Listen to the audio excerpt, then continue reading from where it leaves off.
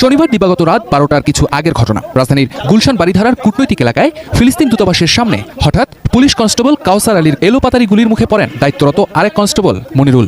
রাজধানীর বাড়িধারায় ফিলিস্তিন দূতাবাসের সামনের সড়কে সহকর্মীর গুলিতে প্রাণ গেছে মনিরুল ইসলাম নামে এক পুলিশ সদস্যের। পুলিশের এলোপাতারি গুলিতে মনিরুল ইসলাম নামক পুলিশের একজন সদস্য আরেকজন পুলিশের গুলিতে মারা গিয়েছেন। আসসালামু আলাইকুম ওয়া রাহমাতুল্লাহি ওয়া বারাকাতুহু। দর্শক মণ্ডলী, আপনাদের মাঝে নিয়ে এলাম নতুন একদম আপডেট ভিডিও নিয়ে।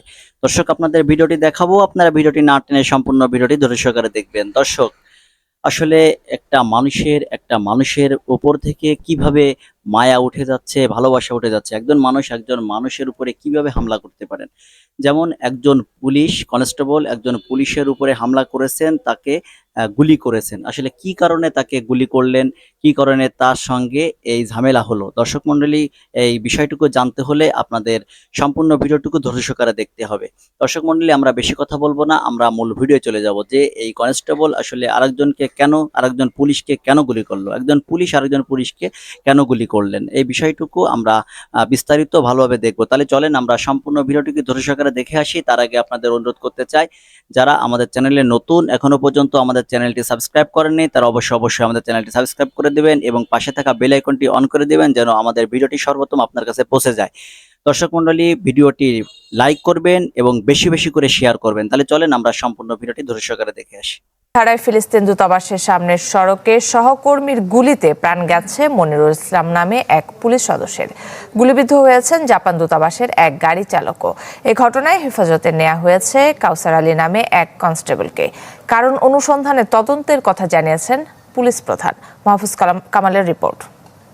ওয়ালটন ফ্রিজ কিনে অনেকের মতো আপনিও হয়ে যেতে পারেন মিলেনিয়াল। সেরা পণ্যের সেরা অফার। সময় তখন শনিবার রাত 11:45। রাজধানীর বাড়িধারার ফিলিস্তিন দূতাবাসের সামনে সড়কে পড়ে আছে কনস্টেবল মনিরুলের মরদেহ। সহকর্মীর ছোড়া গুলিতে নিহত হন তিনি। একই ঘটনায় গুলিবিদ্ধ হন জাপান দূতাবাসের এক গাড়ি চালক। পরে তাকে নেওয়া হয় বেসরকারি একটি হাসপাতালের আইসিইউতে। ও ডিউটি শেষ করে অ্যাম্বাসেড থেকে আসার পরে এখন একটা পুলিশ পড়ে আছে। তা আবার তো জানে না যে আসলে ঘটনা কী হয়েছে। তো পড়ে যাওয়ার পরে যায় শুনতে গেছে যে এখানে কী হয়েছে বা এই পুলিশ পড়ে আছে কেন, শোনার মাত্র ওরে গুলি করছে। ও গুলি করার সাথেই পরে ও পড়ে গেছে। পরে হয়তো বা পাশের অ্যাম্বাসি হোক যাই হোক, ডিউটি অবস্থায় আর দুটা পুলিশ ছিল, তারা নিয়ে আসছে এখানে।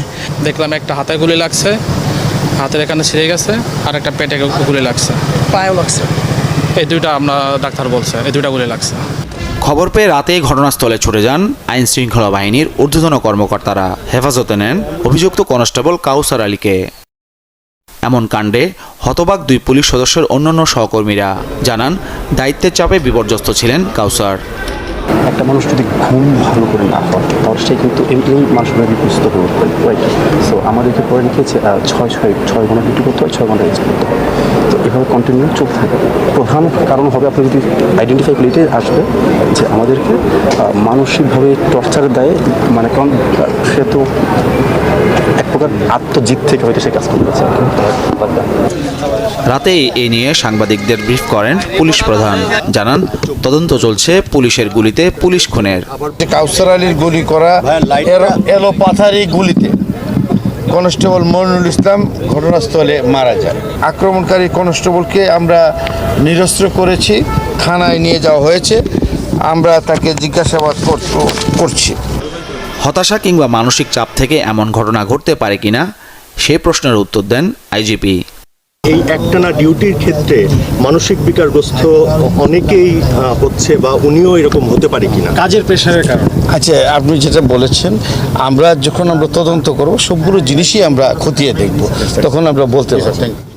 ঘটনাস্থল থেকে নানা আলামত জব্দ শেষে রাত 3টার পর দূতাবাস এলাকায় স্বাভাবিক হয় পরিস্থিতি। তবে জোরদার করা হয় নিরাপত্তা।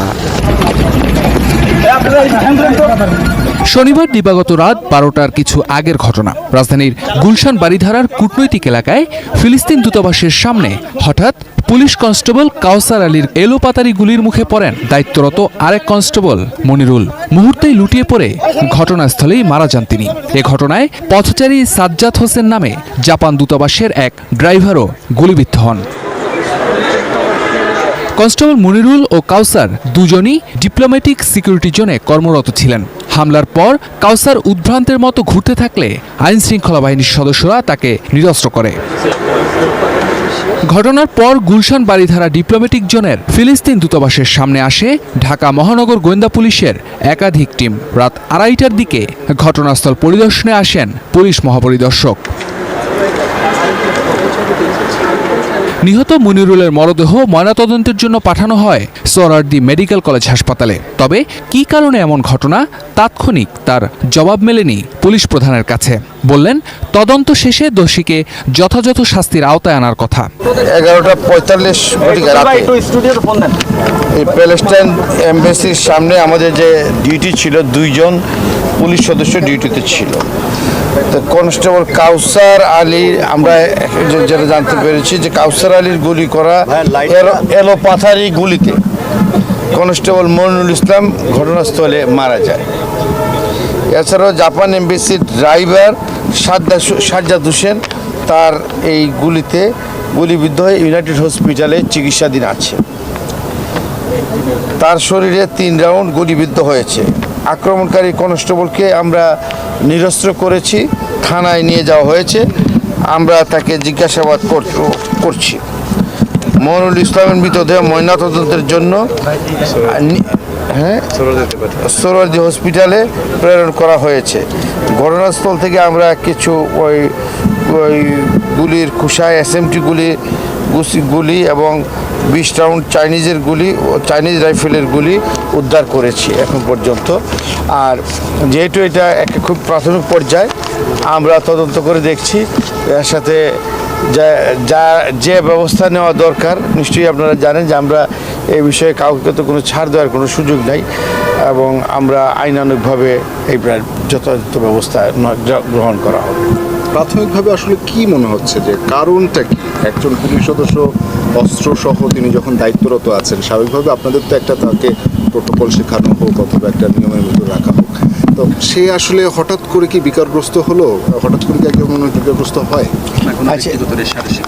আচ্ছা, এইটা তো খুব টু আর্লি টু কমেন্ট।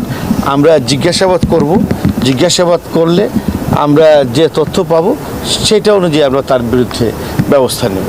এখনও আমরা এখান থেকে আমি একটু ইউনাইটেডে যাব, সেখানেও আমাদের যে একজন আহত হয়েছে তাকে আমরা দেখতে যাব।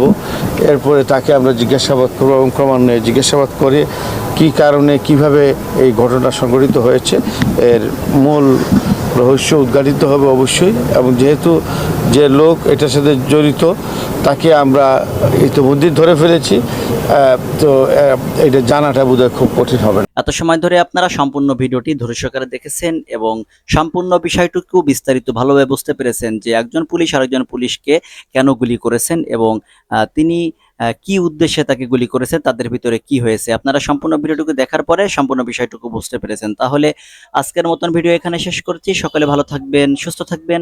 আপনার সঙ্গে আবারও দেখা হবে নতুন আপডেট কোনো নিউজ নিয়ে।